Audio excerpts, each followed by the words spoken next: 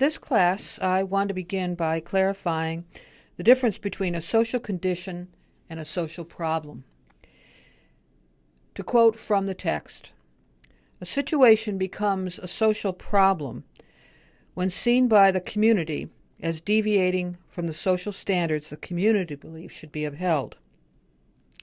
Social work, or human services, exists to address social problems and obtain social justice for the victims of those problems.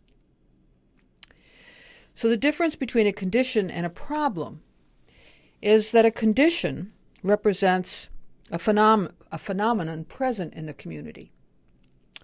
It becomes a problem when that condition is recognized and incorporated as something that needs to change in the community.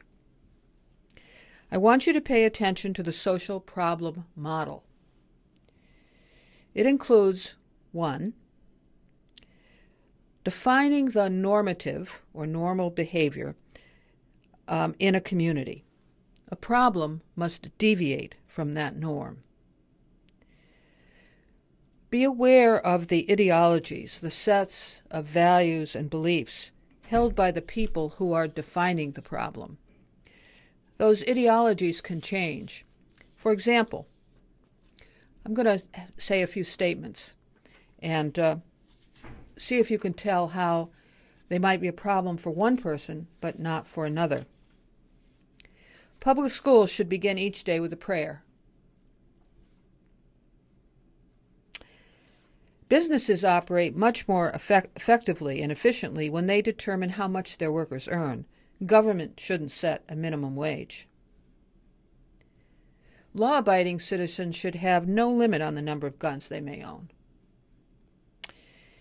Individual people should rely on their own hard work to achieve financial stability. Religion and public schools should be kept separate. The minimum wage is a great example of how the government can protect workers from being taken advantage of by businesses. Gun control laws are important ways to protect public safety. Sometimes the poor need financial help from the government. You can see how these ideologies, when you think of them, differ one from the other. The third thing to keep in mind is whether or not the cause is a social cause.